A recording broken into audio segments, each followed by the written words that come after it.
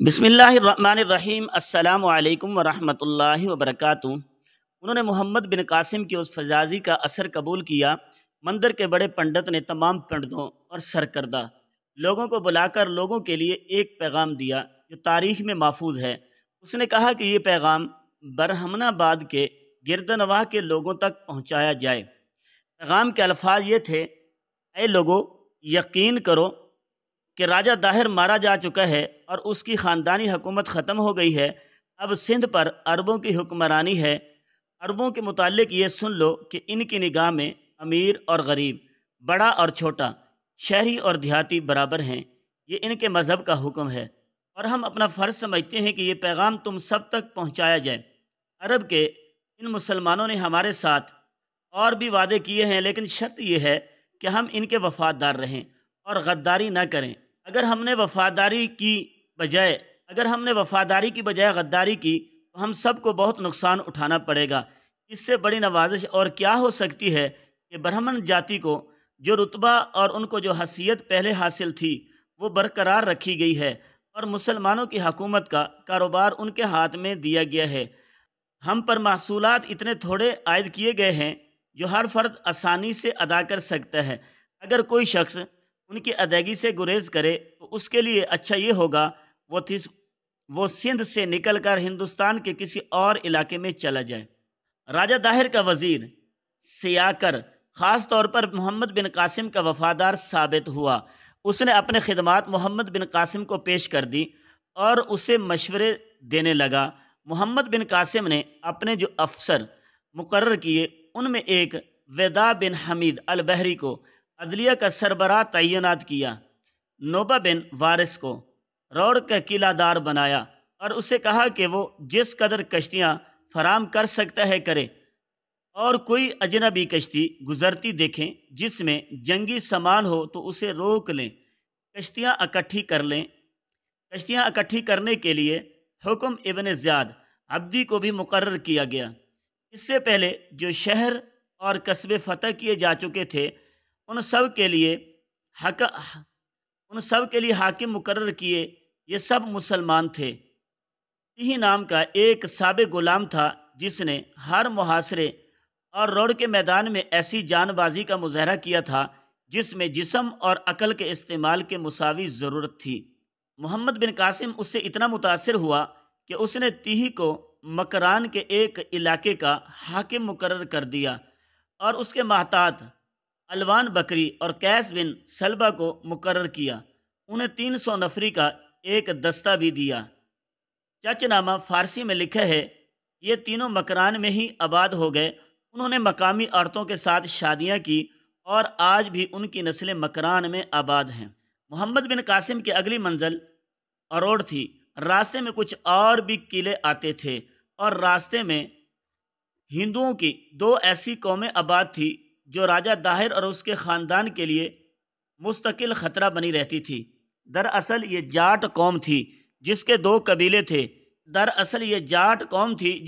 قبیلے تھے، ایک سما اور دوسرا لاکھا۔ محمد بن قاسم کو مقامی لوگوں نے بتایا تھا کہ جاٹوں کے یہ دونوں قبیلے آزاد اور خود مختار رہتے ہیں اور وہ قانون کی بالادستی کو قبول نہیں کرتے۔ یہ وہی جاٹ قوم تھی جسے ایرانیوں کے خلاف لڑایا گیا تھا۔ ایرانیوں نے سندھ پر حملہ کیا تھا۔ اس وقت جاٹ سندھ کی فوج میں تھے۔ ایرانیوں نے مکران کے علاقے پر قبضہ کر لیا تھا اور ہزاروں جاٹوں کو جنگی قیدی بنا کر ایران بھیج دیا تھا۔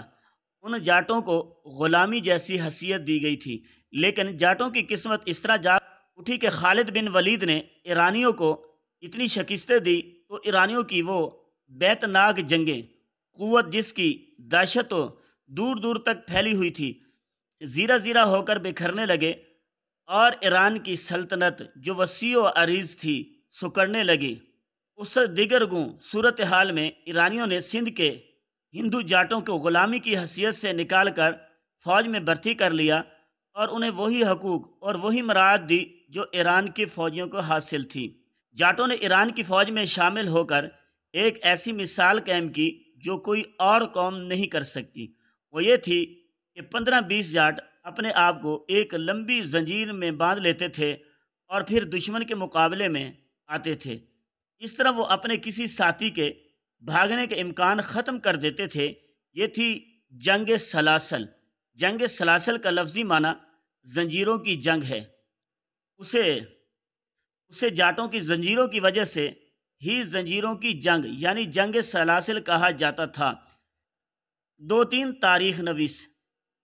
تاریخ نویسوں نے یہ بھی لکھا ہے کہ سندھ کے اس وقت راجہ نے ایرانیوں کے ساتھ ایک معاہدے کے تحت انہی مسلمانوں یعنی خالد بن ولید کے خلاف لڑنے کے لیے کئی ہزار جاٹ بھیجے تھے۔ یہ تحریر غیر مستند ہے۔ بیشتر مورخوں نے لکھا ہے کہ یہ جاٹ جنگی قیدی تھے۔ البتہ یہ صحیح ہے کہ سندھ کے راجہ نے مسلمانوں کا مقابلہ کرنے کے لیے ایرانیوں کو ہاتھی دیے تھے، جبکہ قادسیہ میں ایرانیوں نے جو ہاتھی میدان جنگ میں لڑائے تھے وہ سندھ کے اس وقت کے راجہ کے بھیجے ہوئے ہاتھی تھے۔ محمد بن قاسم کو جب ان جاٹوں کے متعلق تفصیلات معلوم ہوئی تو اس نے سیاکر کو بلایا اور اس سے پوچھا کہ یہ جاٹ کیسی قوم ہے؟ یہ لوگ جنگلی اور وحشی ہیں۔ سیاکر نے کہا ان کے دو قبیلے ہیں، ایک کو سما اور دوسرے کو لاکھا کہتے ہیں۔ دونوں قبیلوں میں اتحاد اور اتفاق ہے اور یہ لوگ کسی کی حکمرانی کو قبول نہیں کرتے۔ تم لوگ ان کے ساتھ کیا سلوک کرتے تھے؟ محمد بن قاسم نے پوچھا۔ کیا راجہ داہر یا اس کے باپ دادا نے ان دونوں قبیلوں کے ساتھ کوئی معاہدہ کر رکھا تھا یا ان کی طرف سے ان پر کوئی جبر ہوتا تھا؟ معاہدہ کوئی نہیں تھا، سیاکر نے جواب دیا۔ انہیں ریشم یا مخمل یا کوئی اور قیمتی کپڑے پہننے کی اجازت نہیں تھی۔ ان کے لیے حکم تھا کہ ننگے سر اور ننگے پاؤں رہا کریں۔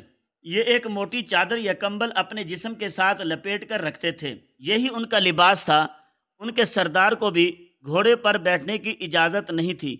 اگر سرکاری طور پر ان میں سے کسی کو گھوڑے کی سواری کی اجازت مل جائے تو گھوڑے پر زین ڈالنے کی اجازت نہیں تھی۔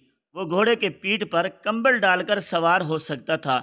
ان کے لیے حکم یہ بھی تھا کہ ان میں سے کوئی بھی اپنے علاقے سے باہر نکلے اور کسی بھی شہر میں جائے تو اس کے ساتھ کسی بھی قسم کا ایک کتا ہونا چاہیے۔ کتا ایک نشانی ہوتی تھی کہ یہ شخص جاٹ ہے۔ کبھی تم نے اپنے راجہ کو یہ مشورہ نہیں دیا تھا کہ ان لوگوں کے ساتھ پیار اور محبت والا حربہ استعمال کریں؟ محمد بن قاسم نے کہا یہ لوگ اگر ایرانیوں کے لیے جان کی بازی لگا کر لڑتے ہیں تو یہ تمہارے راجہ کے لیے بھی ایسے ہی وفاداری سے لڑ سکتے ہیں۔ لیکن یہ لوگ انسانیت کے حدود سے بہت دور نکل گئے ہیں۔ سیاکر نے کہا ان لوگوں کا پیشہ لوٹ مار بن چکا ہے۔ دیبل کے باشندوں کو انہوں نے بہت لوٹا ہے۔ ان کے علاقے کے قریب سے کوئی قافلہ خیریت سے نہیں گزر سکتا۔ راجہ چچ کے وقتوں سے ان لوگوں کے لیے یہ سزا مقرر ہے۔ ان میں سے کوئی بھی راہزنی یا ڈاکے میں یا کسی اور سنگین جرم میں پکڑا جاتا تو نہ صرف اس سے بلکہ اس کے گھر کے تمام افراد کو زندہ جلا دیا جاتا تھا۔ انہیں لگام ڈال کر رکھنا بہت ہی مشکل کام ہے۔ محمد بن قاسم نے یہ روایات سنی تو خاموش رہا۔ ادھر محمد بن قاسم برہم آباد سے اروڑ کی طرف کوچ کی تیاریاں کر رہا تھا۔ ادھر اروڑ میں اس کے مقابلے کی تیاریاں ہو رہی تھی۔ اروڑ میں عجیب چیز یہ تھی کہ وہاں کے فوجی اور وہاں کے لوگوں کو یقین تھا کہ راجہ داہر زندہ ہے۔ راجہ داہر کا بیٹا کوپی یہ الفاظ سنانا ہی نہیں چاہتا تھا کہ راجہ داہر مارا جا چکا ہے۔ مدرہ میں پوج پاٹ کے دوران راجہ داہر کا نام یوں لیا جاتا تھا جیسے وہ زندہ ہو۔ روڑ کے میدان جنگ میں سے راجہ داہر کے بہت تھوڑے فوجی زندہ نکل سکے تھے، اور جو زندہ نکل گئے تھے انہوں نے راجہ داہر کو مرتے ہوئے نہیں دیکھا تھا۔ عجیب بات یہ ہے کہ رانی لاڈلی نے برہم آباد کی فوج سے کہا تھا کہ راجہ داہر کا سر کاٹ دیا گیا ہے اور اس کا انتقام لینا ہے، لیکن اروڑ کو اس نے یہ اطلاع بھیجی تھی کہ راجہ داہر زندہ ہے۔